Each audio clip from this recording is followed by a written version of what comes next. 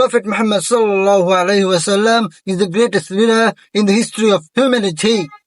হযরত মুহাম্মদ সাল্লাল্লাহু আলাইহি ওয়াসাল্লাম মানব ইতিহাসের সর্বশ্রেষ্ঠ নেতা। His life was a perfect example of honesty, kindness and justice. তার জীবন সততা, দয়া এবং ন্যায় বিচারের একটি নিখুঁত উদাহরণ। He taught us to love and respect each other regardless of our difference. তিনি আমাদেরকে শিখিয়েছেন ভিন্নতা থাকা সত্ত্বেও একে অপরকে ভালোবাসো ও সম্মান করো।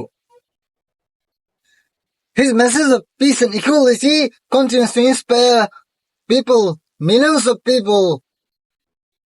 শান্তি ও সমতা নিয়ে তার এই বার্তা লক্ষ লক্ষ মানুষকে আজও অনুপ্রাণিত করছে।